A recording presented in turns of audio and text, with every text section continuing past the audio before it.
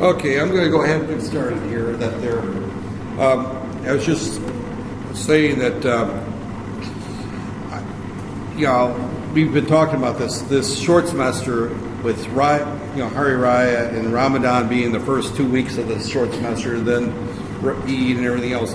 We are so far behind, and I'm just going to let the course end where it ends, and I'll probably just pick up again at the microcontroller course. So those who are not in this class or are taking microcontrollers in the September semester will probably get some repeat material at the beginning that's there, simply because I'll probably just finish up what I don't cover here in that class that's there. So, all right. With that said, I'm going to kind of wrap up a little bit.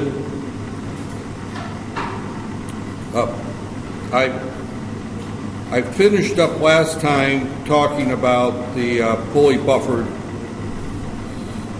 right there.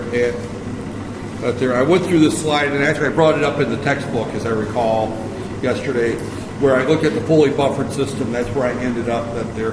And what the output of this right here is, this is our microprocessor right here. This is the microprocessor right here. These are our shared address and data lines right there. These are our address decoders right there, our address latches. This here is also a latch, along with, we also have, and it's a little hard to see, this is the address lines up here, right there. And then these are the data lines down here, right there. So we have here's our control bus. This is our control bus, right there, control. This is our address bus, right there. This is our data bus. So we have our 3 buses available to us, right there. So now we get into the timing issues, right there.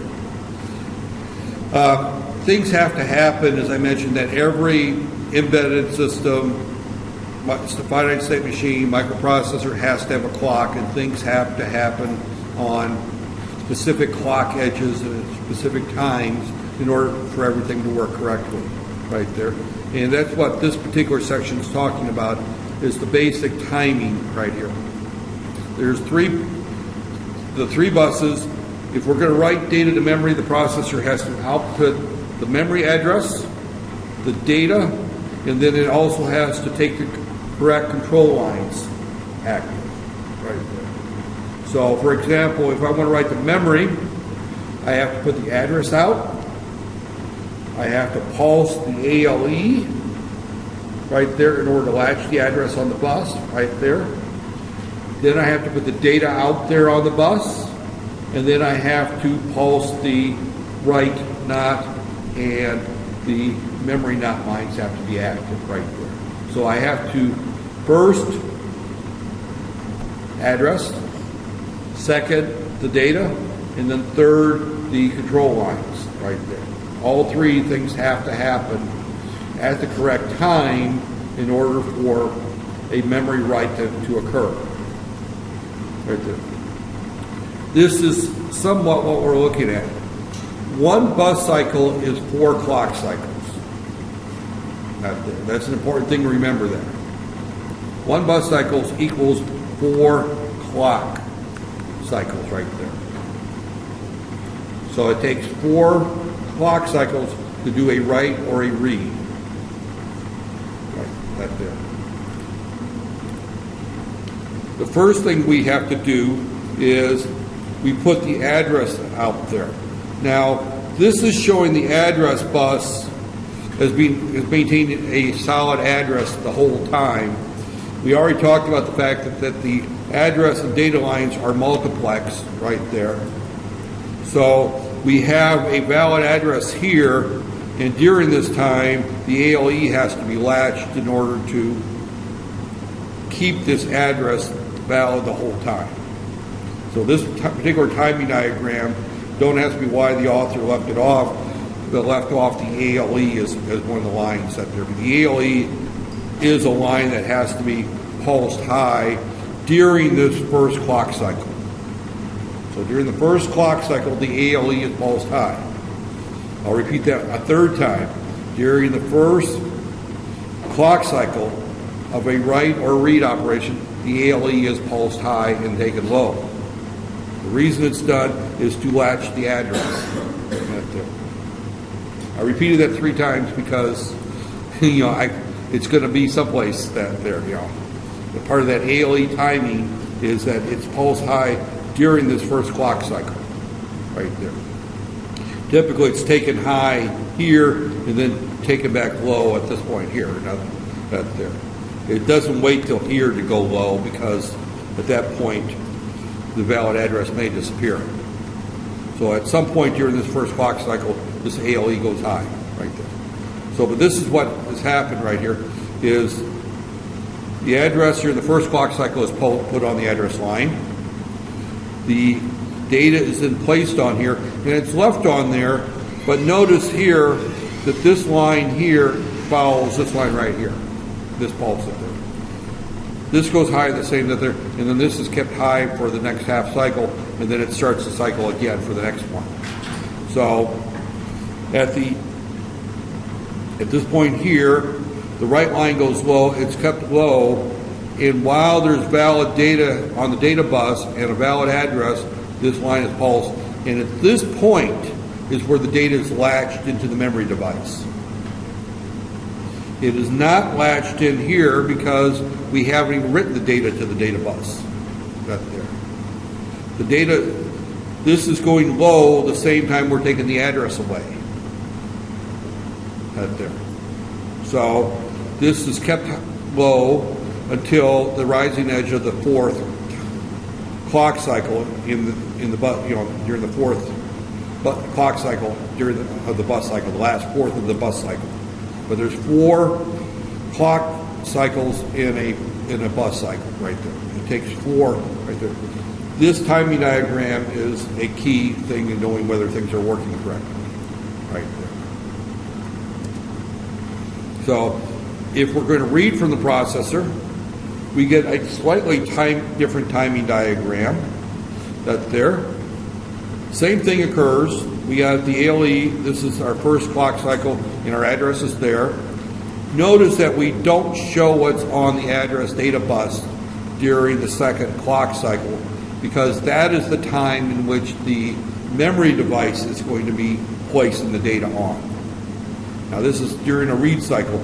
So during a read cycle, the data is going into the processor from memory, right there. So we have a clock cycle to give the memory time to write to the data bus. During this one here, the processor is writing to the data bus, so they can put it out anytime it wants. It's got the data ready and ready to spit it out there. I have an instruction that says move A to address ABCD, right there. Yeah, actually that's the wrong way. I got this reversed. Move to address ABCD. I got to put a 0 in front of that, comma A. This is an instruction that says take what's in the accumulator of the microprocessor and move it to address ABCD. Right there. So that's a write cycle right there. We'll get into what these instructions look like later on. I mean, that's what the second half of this course is about. The first half is talking hardware. The second half we're going to talk software. Right there. So, but this is a write instruction. This moves data from inside the processor to memory. That's what this instruction does, and this is what happens on the wires that we were looking at right there. And you can get, if we had a department that had a logic analyzer, we could see what's happening here that there. We don't have any equipment large enough to look at this. Our oscilloscopes aren't quick enough to grab the data, and again, we're looking here at 16 lines, 18 lines of data. It's a little much to look at right there. So this is going the other way. This is a move into the accumulator from ABCD. Right there. This is a memory location. So the data is moving into the processor. So we're putting an address out, we're latching the address, we're taking the read not line low instead of the write not line low. That's telling that the correct memory device to go ahead and put the data out. It's got access to the bus.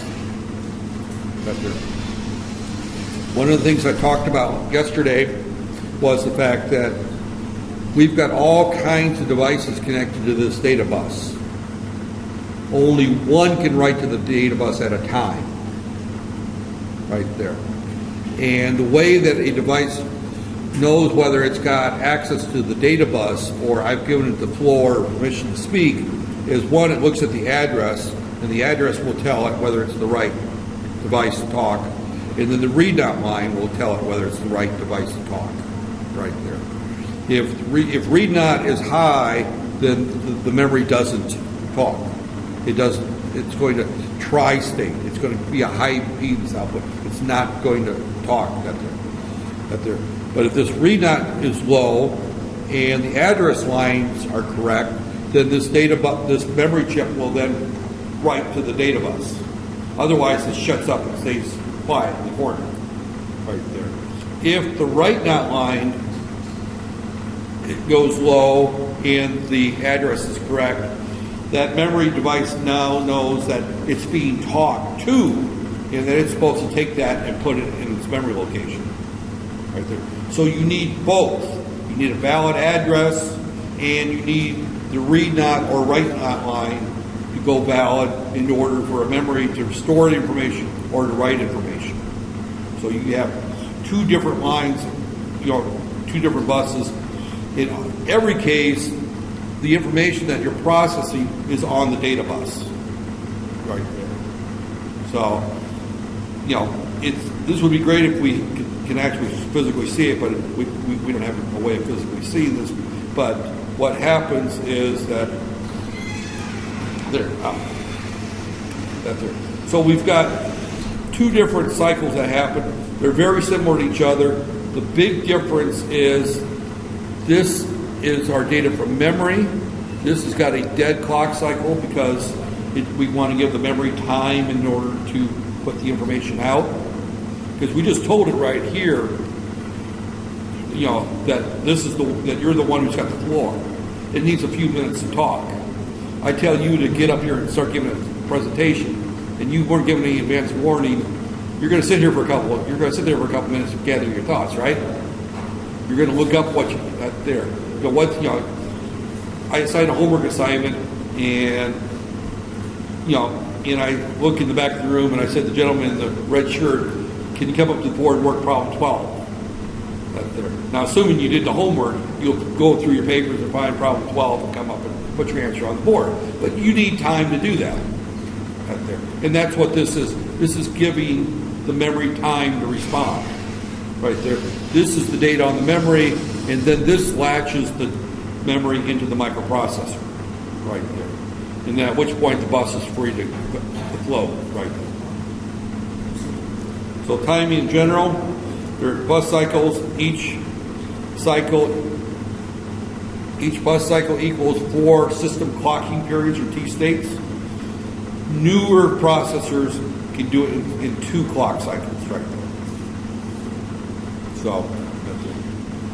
So again, if we look at this here, this gets into the original 8088 was a 4.77 megahertz chip.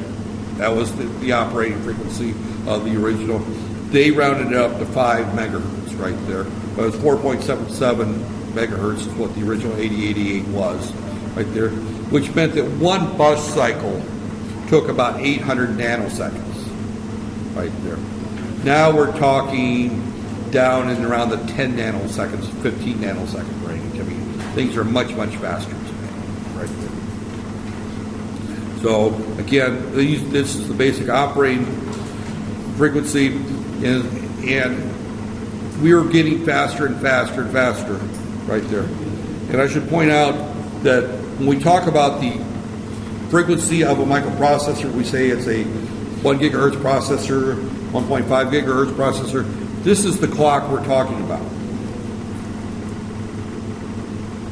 Right there. We're talking about, this is our This is our system clock right there. So, so if the faster the clock is, the faster we're moving things in and out right there. It's like taking the speed limit off the north-south highway and saying it's now 200 kilometers an hour instead of 110. Of course, more people will hit each other and get killed, but that there. Unless you're at the Autobahn, in which case they seem to do pretty well. The Germans do pretty well on their high-speed highways. The British, not so much.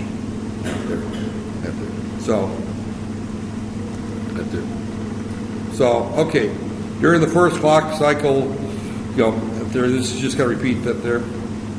During the first, that called T1, when anything happens, the address of the memory is sent out. During T1, control outputs are out there. And what they don't mention is the ALE is also pulsed during T1. So they call the first clock period T1. Period T2, the read dot or write dot line is that there. The direction line is set at there. Again, the ready is sampled at T2, which we're not talking about the ready.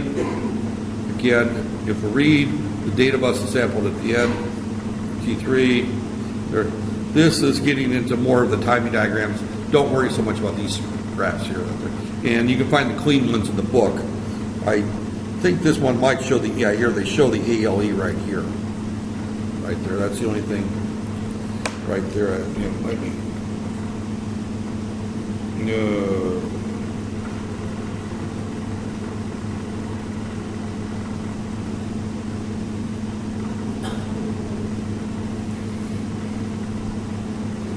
Yeah, it's not going to let me have that there, so let me just go back to this. So, resume slideshow. Right there. Let me not worry too much about the ALE right there, other than if you look at the book and look at the timing diagram in the clean picture of the book, so this ugly one on the slide, you can see the ALE pulses there. For whatever reason, in these slides here, they left the ALE off right there. It's on. The ALE is on this slide here, right there. The read timing, of course, is very similar right there. Right there, and again, I'm not going to go through all up there. I'm skipping the AC characteristics right there. Memory devices there. Again, this is one of these things that when you specify your memory device, you have to look at your processor speed right there. And that is important, not so much today in terms of speed, although speed is critical, but typically your motherboard and your processor and your memory all have to be compatible with each other. And just because it fits in the socket doesn't mean it's compatible. So, they have to be fast enough, they have to be the right power, they can't draw too much current. There's all kinds of things. If you're talking about upgrading a modern motherboard, the best thing to do is go to the motherboard manufacturer's website, and they have a list of compatible memory devices. That's really the only way of telling.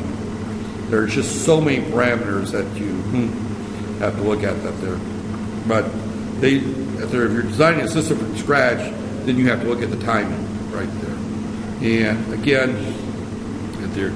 so memory devices for 5 megahertz has a 460 nanosecond that there. So typically, when you analyze this, and we're not going to get into that much detail here, you've got about 30 or 40 nanoseconds from the time you tell it to put the data out till the time the data needs to be there, it's got to be somewhere around the 40 nanosecond range right there for this particular processor. The newer ones, you're talking in the 10 to 20 nanosecond range. They have to be much faster than that now. So, memory speed, it says 420 nanoseconds right there. Strobe width, right there. That's how wide the strobes have to be for a pulse to be read. I'm skipping a lot of this stuff here because it's right there. But for example, they're saying that this is a pulse right there. It's got to be so wide. And if you're getting to this level of designing a microprocessor system, you're going to need more than this course. That there, it's you're getting into looking at the timing diagrams and matching up with memories, matching it up with PC board specifications, buffer timing. That there, you're talking a relatively complex, but not really, because as long as you stay within the same family, what most people do is they go to the manufacturer's website and they have a list of recommended configurations, and you just copy that there. But if you were to do this from scratch, and you had a timing issue, you would figure it out real quick with an oscilloscope and a logic analyzer there. But that's a more advanced topic beyond what you're going to get in a one semester course in microprocessors there. I've gone through those routines where I've had systems that I've had timing glitches that would cause headaches. And believe me, we've spent some serious time in the lab with the logic analyzers and oscilloscopes that they're trying to figure out which chip is not fast enough. And it gets even more interesting if the chips that isn't fast enough is a chip that you're designing as part of the system. Because quite often we're putting a microprocessor in and we're adding an FPGA, which means all the glue logic we're designing, we're not using off-the-shelf memory decoders or address latches and those things. We're designing those from scratch as part of our system. So is it our microprocessor causing us trouble, or is it the other chips that we're designing, or is it a solder connection on the circuit board? All kinds of these issues come up there, and these timing diagrams become critical as you go through and analyze that. But not in this course. We're not going to get into that detail. Right there. Skip the ready state, the wait state, right there, because we're not going to be doing anything where we're going to stop the clock right there, essentially what we're doing right there. That there we're telling this thing that we need to wait. There's the clock generator, I skipped that there. This is to put wait states in. A wait state, essentially, we're telling our processor to wait for very slow memory. Right there. Normally, if you have to add wait states, it's because you're talking to an outside device, you're not talking to memory. You're talking to something off the board or something external that your memory mapped it, but it's external and it's very slow right there. Right there. So I'm just kind of skipping to that there. Max mode, we're skipping all that. Bus controller, I'm skipping. This was a kind of an interesting chip. This is the chip that comes off the microprocessor, the status bits and some of the I/O pins, and this generates a number of control signals for more advanced systems. Those chips are not used hardly at all anymore. These bus controllers, right there. So, as you can see, we're skipping that there. That kind of wraps up this chapter, right there. Right there. Chapter 10. Let me look at chapter 10 real quick.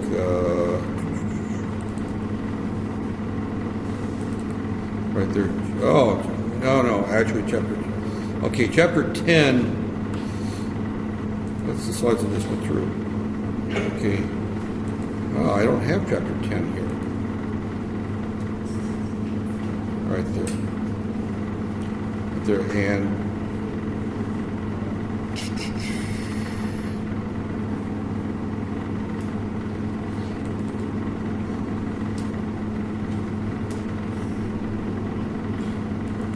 give me a second here.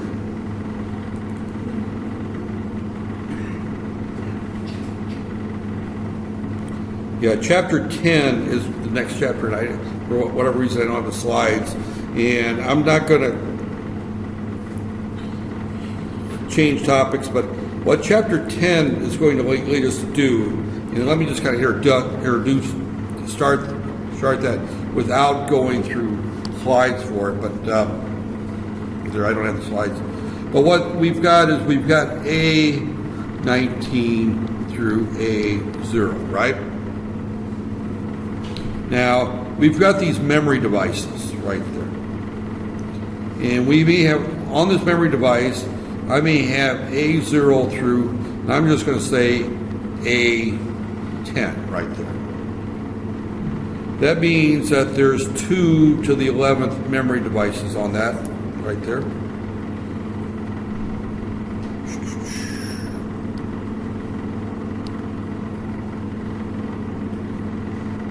To the 11th means that there's 2K of memory locations there.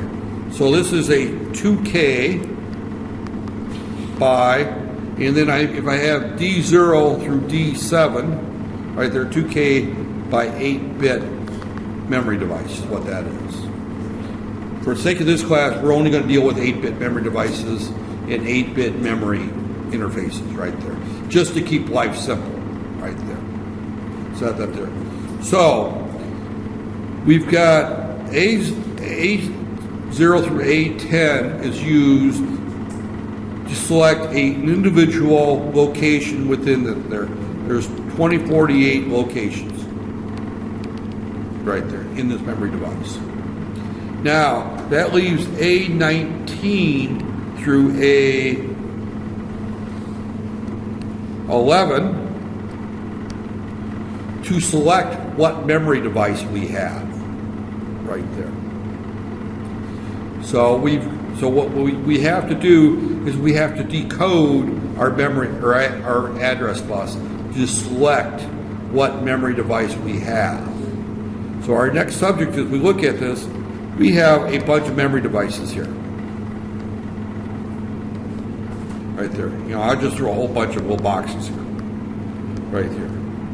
And we're going to say, let's say that they're all 2K by 8s, right? They're all 2716s, right? They're EPROMs or whatever. It doesn't matter what they are. So this may be, so this is 2K, this is 2K, this is 2K, this is 2K, 2K, 2K, 2K. So I've got right there, I've got 7 2Ks, so I got 14K of memory that's there, right there. Some of the data is in here. Some of it is in here. Some of it is in here. Some of it's in here. Some of it's in here. So I have to look at right there, and I have to select which memory device I want to pick from next for that there. Same thing as if I got some I/O over here. So I've got, example, a COM port, and that's an I/O port that there. You know, it could be any kind of port, parallel port that there. It's got a particular address attached to it. I have to have a way of determining whether this is this may be address 0123 right there. That's the address of this particular port. So when I got the 0001, 0010, 0011, when the address port looks like this right here, the address bus right there, the lower 8 bits, I want this chip selected. So I have to do what's called an address decoder. So just as we did the address latch enable, we also have to decode what memory device. It's somewhat like the post office when they want to deliver mail. You know, I notice that Kuala Lumpur likes to reuse street numbers. How many Jolin 6-stroke 23Bs are there in KL? Right? There's a bunch of them out there. So you have to say Tom and what? You know, Tom and Kernia, Tom and Stoppox, Tom and Down Alcota, Tom and Tealman, Tom and whatever out there. And then you sometimes have to tell it what city it is as part of KL. So there might be Tom and Down Alcota, Stoppock. There might be a Tom and Down Alcota, Gombak someplace. There might be a Tom and out there. So you've got various parts of the address to narrow it down to a particular street that's there. But if you look at just part of the street, you can't tell exactly where this mail is supposed to be delivered. And that's the same thing as when we're looking at our addresses out there. We've got A19 through A0, 20 lines. We may have to use A19 through A16 to determine one of 4 blocks right there. I mean, that's 4 lines or one of 16 blocks right there. So we got 16 blocks right here. I'm not going to draw all 16 boxes here, but this is box F right there. This is box E, box D, C, B, A, right there. Box 9 right there. So we determine within the box. Now within this box, we may use A15 through A12 to determine what chip in this box right there. Right there. So we may have, we've got 15, 14, 13, 12, we got 4 lines. So each one of these boxes has got 16 chips. So I got 16 boxes, 16 different modules. Each module has 16 chips, and each of the 16 chips has going to it A's 11 through A0, which means that this is 4K chips right there. Each chip has got 4K on it. So we narrow it down. We use part of the address to determine what board, what module. Is it ROM? Is it RAM? Is it I/O out there? We then narrow it down to what chip within that group right there. And then we narrow it down to a particular memory location right there. This will narrow you down. This gets you, let's say for example, this gets you to the right city. Whether you're in Gumbach, Staupak, Dr. Karma, I don't know all the neighborhoods. Bongi, Bongi is a completely different city. It's not in KL, but Banzar, that there. This gets you to a particular city within the KL metropolitan area right there. This gets you to a particular common within that particular city right there. So I live in Staupak, down Alcota, right there. So down Alcota is the common or the subdivision or neighborhood in that area. Staupak is the general city, part of KL. And then this here will then narrow me down to the street right there. Actually, there would be a third level of the street up there. And then by street, I would look at the last part of the address and tell you what house number I'm in. Am I in house 12, or I'm in house 52, house 59, house 125? Then I get down to the street, the actual house. So we have to narrow down to a particular house. We have to do the same thing when we're dealing with memory decoding. We start with the upper 3-4 bits to determine where in memory we're looking at right there. And then from there, we narrow it down to a particular chip or set of chips, and then we narrow it down to a particular chip right there. So memory decoding circuits is really where we're going to probably end up with in our hardware discussion. And I wanted to kind of start that fresh tomorrow. It's not difficult, but students seem to get hung up, miss a lot of questions on memory decoding right there. Because we have to use a decoder, and I'm going to take a few minutes. I got plenty of time left here. I started late out there. But if we look at, for example, a 3 to 8 decoder right there, and you probably remember seeing those in your basic digital class, right? Right there. I have 8 outputs, all of which are low. Right there. 1, 2, 3, 4. We need one more right there. We have 3 inputs right here. S0, S1, S2. We also have quite often a couple of enable 0, enable 1. I'll talk about those, and maybe an enable 2 right there. And these may be active low or active high. We'll look at the individual chips right there. These three are used to determine whether or not this decoder is active, right there. These three will determine which one of these is going to be low, right there. So what you have is a case of E1, E2, E0, and I'm just going to put these as all active. If they're not active, and if any one of them there, then S0, S1, S2, and then we got 0, 1, 2, and I'm just going to put out that there, we'll go into more detail then. If these are not active, we don't care what these are all going to be 1, all the way down there.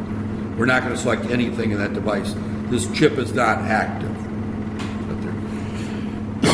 If this is active, right there, then we're going to look at, and I'm going to reverse these orders. You know, I probably should have reversed them to begin with.